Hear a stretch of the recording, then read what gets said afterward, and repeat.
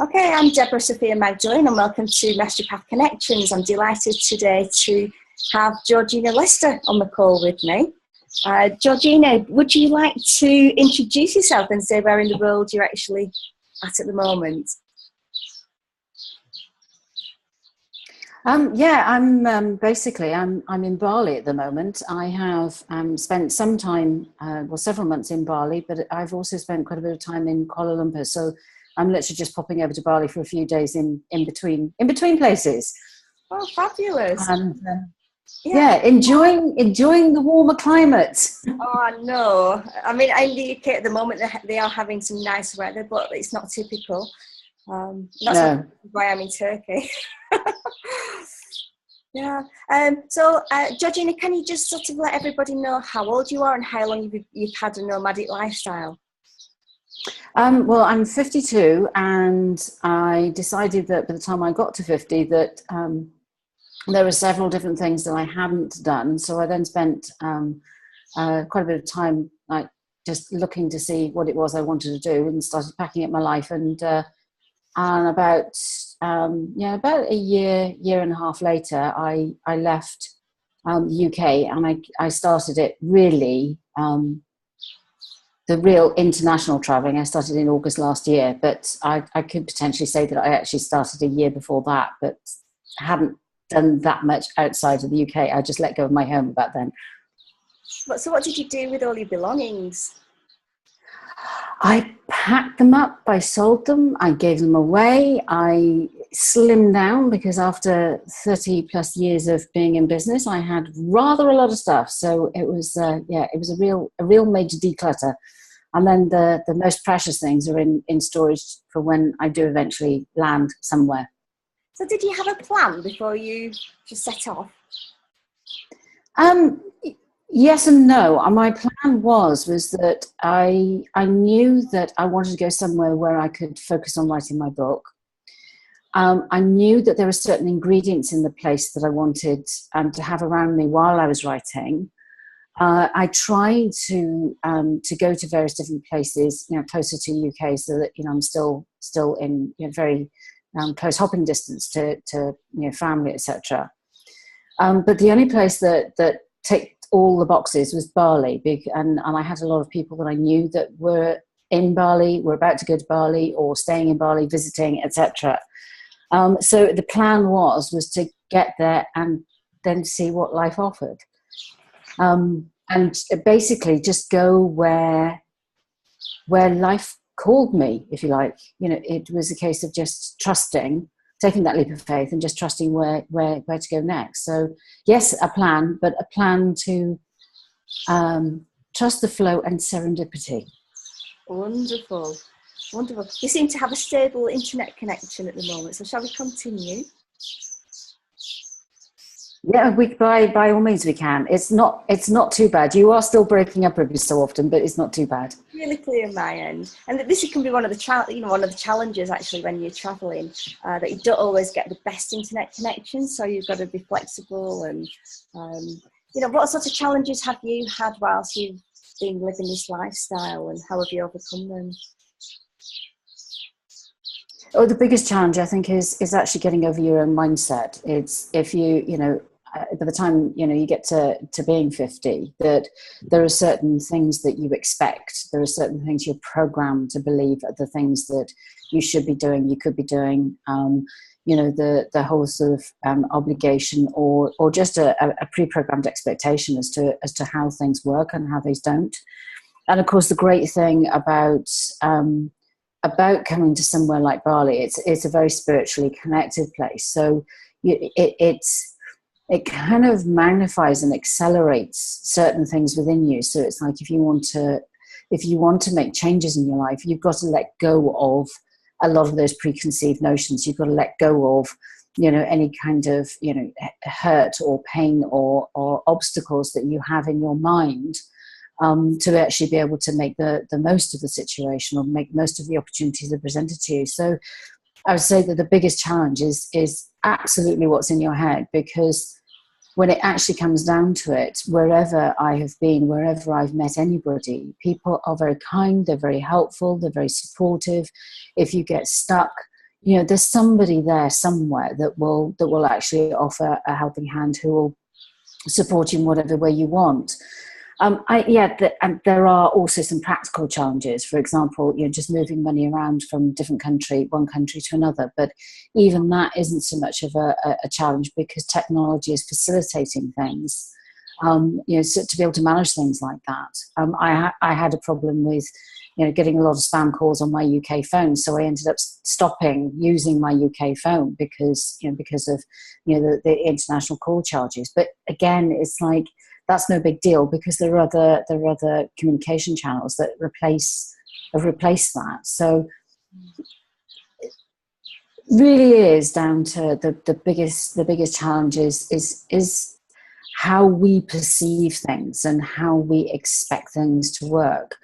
And the only way that you can really overcome it is you have a choice. You have an option at any given junction. You've got a choice of whether you go left or right. You can go into panic, or you can go into retreat mode. You can say, oh, that's it, I can't cope with this, I'm going home.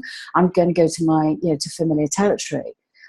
Or you can actually look at the opportunity as a moment where you can rise to the occasion. You can, you know, perhaps strip away any kind of fears that have put a preconceived notion as to what is actually going on, and say, okay, what is actually in front of me? What is the challenge? What is the obstacle? What is the problem? And how can I address it? How can I approach it in a different way? How can I approach it in a positive way? And yeah, it's there is no challenge, really. It's a case of just being very mindful and very aware and very present in the moment. And very clear in your intention. It's like, if you're very clear in your intention and you pay attention to what's going on around you, it's amazing how things begin to flow and how things knit in together. Oh, absolutely. So again, it's like, there are no challenges to overcome. It's a case of, a challenge appears, okay, I'm out of alignment with myself, I'm not flowing with the flow, therefore, you know, thank you very much, that's a signal that I need to actually just sit still for a minute and just actually reconnect with why I'm here and what I'm doing in the first place. Brilliant. What have you learned about yourself in the process of working through these challenges and doing this internal work? I'm magnificent. I'm amazing. It's like, when you do something like this and you strip away all those judgments and criticisms, and you get rid of that inner critic, you get rid of all those things that pack you into a box that fits in with societal belief systems or family belief systems or, you know, religious belief systems.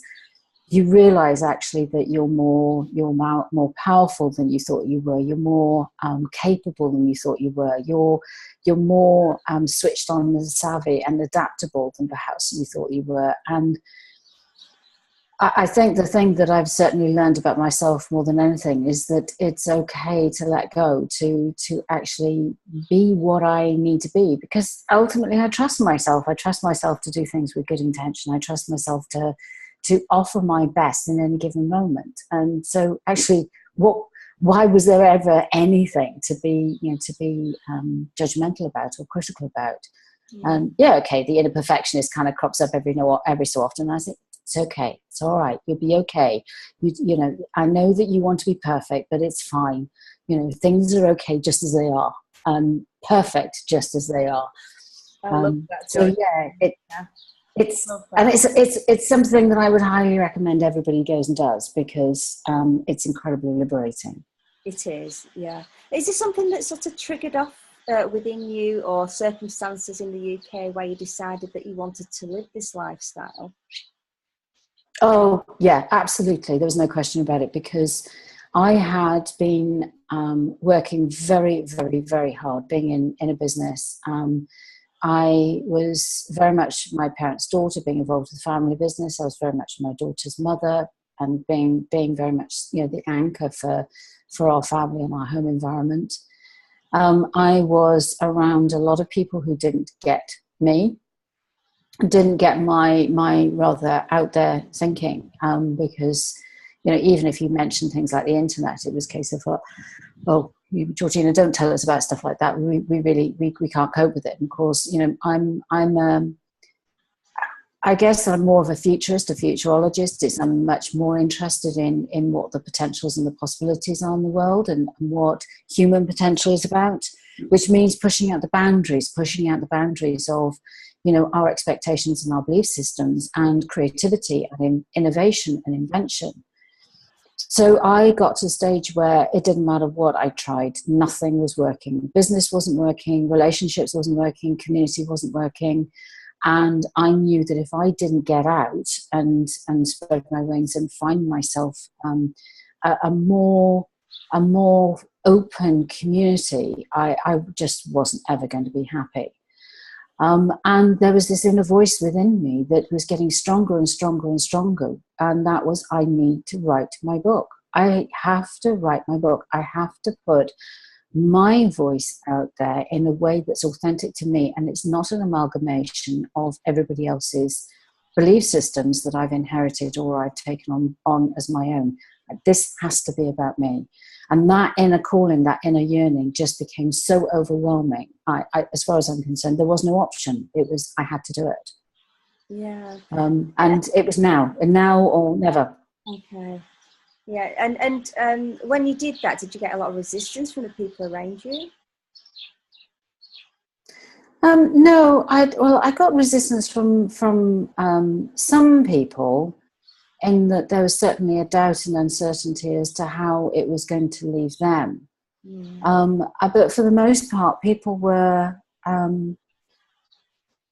they recognised that was something that had been, brewing for quite some time. So they were invariably quite full of encouragement. And bottom line is, if I could actually find a community of people that were really excited about what I was excited about, then I wouldn't have to subject them to all these crazy ideas. So, it's the resistance is a funny one, because there are certainly plenty of people who would much prefer you to carry on as you were.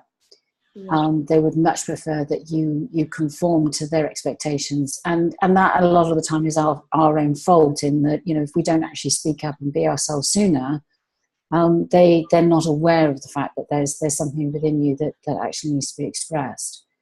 But so if you actually break that and break out of that and do something that's completely different and completely alien, particularly if you develop yourself and you actually improve things for yourself, then people don't necessarily like it, because you're disrupting the status quo. Yeah. But it's resistance. Resistance is merely a reflection of where you are particularly resisting that aspect of yourself. Anyway, it's so certainly the longer it went on, the less that resistance was there. It's like, I've got to go. It's like, I just got to go. I love that you went. Georgina, how do you sustain yourself whilst you're travelling? How do you create an income? What do you do? Well, I mean, basically, again, it's very much trusting the flow. I mean, I have a whole portfolio of skills. I'm very fortunate in that I've got a particularly unique portfolio of skills that actually fits in very well with the community that I'm in here. I've got a very strong business experience. My specialist consultancy experience in marketing is very strong, and it's I've got a lot of expertise in it. I'm very creative, having come from an arts background. I'm very intuitive. I mean, I am an intuitive. I can tune into the much subtler spiritual levels that a lot of people can't. And of course, being able to combine all those things. And of course, one of the other things that I do is I've got very strong technical skills in being able to do marketing and doing website design. But being able to combine website design, business development, marketing, creatively present something that has that looks good. I may not be a graphic designer, but I am a designer, so I can create something that visually looks good, but that works in the business sense and works in the marketing sense. So it works for individuals who are actually trying to earn a living themselves. But the best bit is being able to combine all of that with my high levels of intuition, because I know that when somebody actually does follow their heart and follow their passion, they are aligned to themselves, they are speaking their truth. So when I do a project with them, it may be marketing, it may be doing a website, I will, you know, work with them on what is their unique truth, what is their unique story. And it's one of those things where that portfolio skills means that sometimes I will have an encounter with somebody who needs a bit of help with their social media. Sometimes I will have an encounter with somebody who actually needs some personal development help. They need some help in actually, you know, diminishing the blocks and the resistance within them to something. Maybe they need some healing. Maybe they need some coaching in how they can express themselves. And because I've got that flexibility, it's a case of I just go where I need to go, and I trust that I will have the right encounters. That means that I will get the financial remuneration in exchange for those skills as and when I need it. And it's very much going with the flow. Well, sometimes it can get a bit hair-raising, but whenever I've needed to earn some money, something has showed up, and it showed up in just the way that I need. And do you do your work online, or do you do it in person? I do both. I do a lot online because you have two things. Logistically, you know, you can't necessarily be in every part of the world at the same time. And being a nomad, being digitally connected and being very well connected around the world means that, you know, obviously you can't be on their doorstep, on everybody's doorstep at the same time. So there's a lot that happens online. But I do things in person, but there is another issue that needs to be addressed, is that there are some countries where you're not able to work unless you've got a business visa. So I cannot work in Bali with people in Bali, because that would be deemed as taking away employment from local Balinese people. But I can work digitally and work with people online from here. So it's a combination of both, but it's done very much with a sensitivity to the legal infrastructure of where you are at the time. So it's important when you're visiting a new country to research what the legislation is and to make sure. It's vitally important, because in Bali particularly, you suddenly find that certain like co-working spaces will have visits from the immigration officers, and they like to check up on you. I mean, for the most part, there is an understanding of, you know, there are certain things that you can do, and as long as people are sensible, then it really is not an issue. But it is really, really important to be aware of what the local culture is, because it doesn't matter how well-intentioned you are. If you do something that contravenes their expectations, then you're actually not paying that country due respect. You're not paying their system due respect, because those things are there for a reason. So just being aware of it is definitely a very good idea. Yeah, and you can generally get that kind of information from any of the local co-working spaces. They're very, you know, they've been set up for a long time. They know what the score is. They know what the system is. So just actually connecting with the local co-working space is probably going to give you access to as much information as you might need. That's a great tip. Are there any other top tips that you'd like to share with anybody who's considering this lifestyle? I think the thing that I would love to see, I love seeing people just having faith in themselves. And it's amazing how powerful just putting out an intention, just being very clear in your mind, in your heart, what it is that you want to do. Putting out an intention of what it is that you seek to achieve, what it is you seek to experience, and why. You know, what does it mean to you? What kind of emotions does it trigger?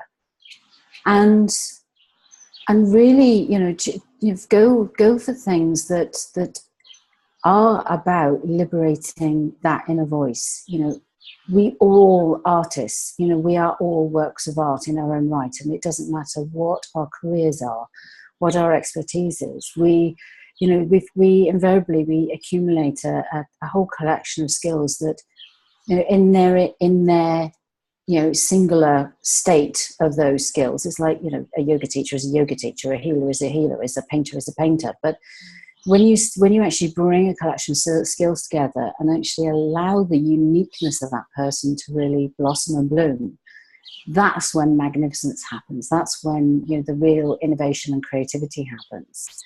And if we allow that to bloom within us, and we actually, in putting out that intention that you want to manifest your maximum potential as a human being, and to go where you may best serve and offer those talents to the world, then actually the universe has your back. Life has your back. That have that faith that wherever you feel drawn to go to, not, you know, in your head, I feel I should go to. It's like, don't come to Bali just because I've had a really good time.